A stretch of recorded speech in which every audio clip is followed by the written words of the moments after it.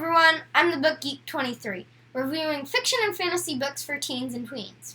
Today I'm going to be reviewing Keeper of the Lost Cities Exile by Shannon Messenger.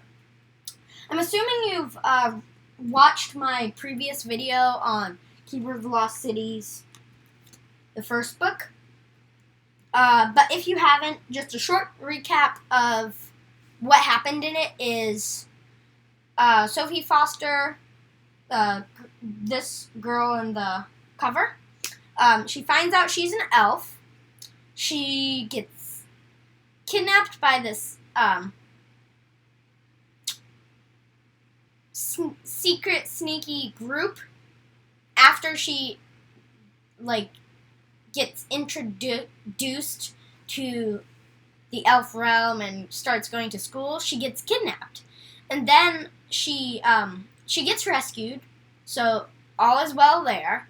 But she really wants to find out more about this group who kidnapped her. So the rest of the books, except this one actually, are basically about her going on these adventures and trying to find out what this group is doing and how to stop them and who they are, and just gathering information. So this one is actually about her learning to use her telepathic powers because she's a telepath.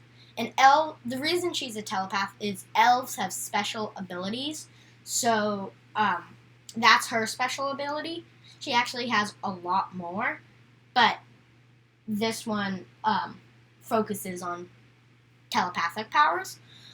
So in a quick short summary of what happens in this book without spoiling that much. I'm sorry if I did in the last book, but sorry. So the summary would probably be like this. So after she finds out she's an elf, and after all the stuff in the first book is over, she is walking in the woods with her friends from the school called Foxfire. So she's walking in the woods, and she finds this mythical creature called an alicorn. For the elves, they're very important because there is only one other in existence, so she finds a second one. And an alicorn is basically a cross between a Pegasus, it's actually on the cover, so a Pegasus with the wings, and a unicorn with the horn. So she finds an alicorn, and she helps rehabilitate it, so all of that is going well. Then she goes to the school, and someone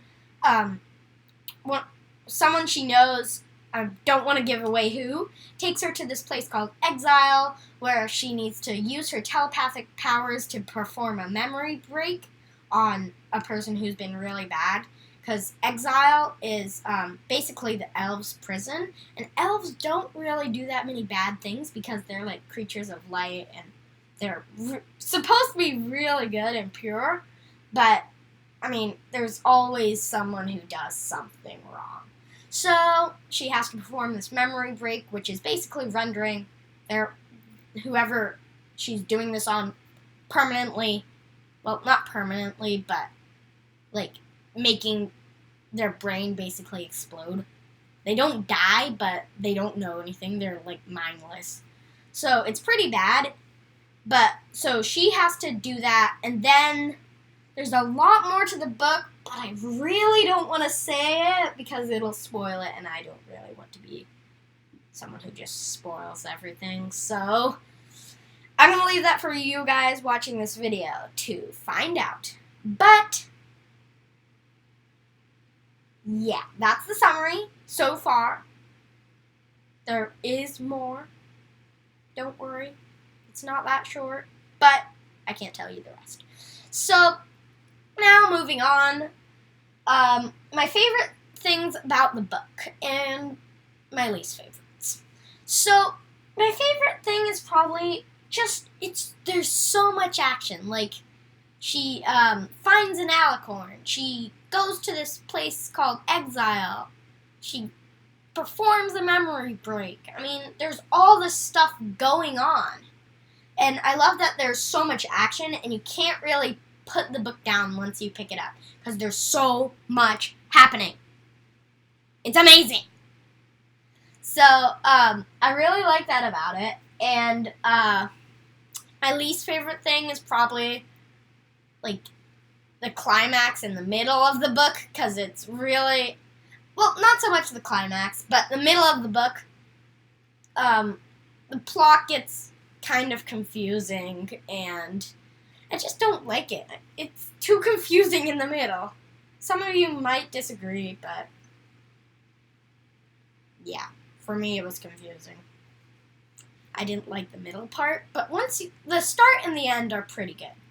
So, just in a nutshell, the stats of the book are, it's Keeper of the Lost Cities Exile, because the first one's Keeper of the Lost Cities, but this one's Keeper of the Lost Cities Exile. That's like this theme of all the Keeper of the Lost Cities books. It's Keeper of the Lost Cities, and then like Exile, there's Everblaze, there's Neverseen, there's Nightfall, there's Flashback, there's Lodestar. Yeah, that's basically all of them. But that's the theme. It's Keeper of the Lost Cities with another word on it. So it's Keeper of the Lost Cities Exile by Shannon Messenger. It was published by Aladdin in 2013, so it's not too new and it's not too old. So, as I said in the first book, I have never heard of it before, like, a month ago. But it's really good, and I've read all the books now, so yeah, I really like it. So, it's the second in the Keeper of the Lost Cities series. It has 568 pages, so it's a good amount of pages. I like that it's more than the first book, and most of the books like keep getting bigger and bigger, so there's more pages in each one, so it's basically harder for each book that you read in the Keeper of the Lost Cities series, but it's really worth it. You get more Keeper of the Lost Cities, and yeah. So, 568 is a pretty good amount of pages for the second book in the series. I mean, the first book only had like 400 and something, but 568, it goes up 100 pages, so that's good for me. Some of you might not be able to read that, but if you can't, wait a few years, develop your reading skills, then try it again, because it's amazing. Absolutely amazing. These books are so good. Age recommendation, basically the same as the last one, 10 to 16. I mean, just because complex vocabulary and it gets a little confusing.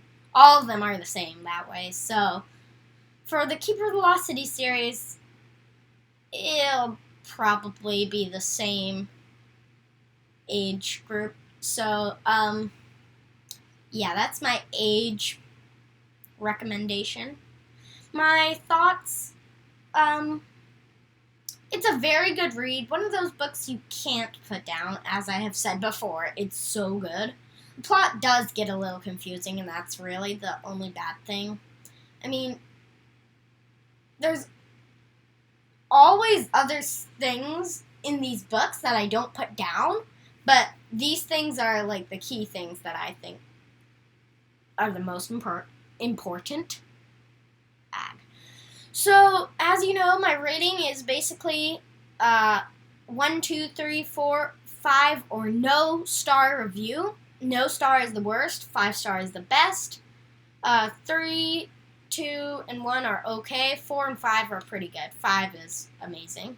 So, this one actually came pretty close to being amazing. It got I give it a 4-star review. And the reason it did not get 5 was because it was a little too confusing for me in the middle. And yeah, that's the stats of the book in the shortest amount of period I can make it. So, please like, comment, and subscribe below. And come back next week for the 5 Kingdoms series by Brandon Mull. He's actually got a lot of books, so you're going to see more of him.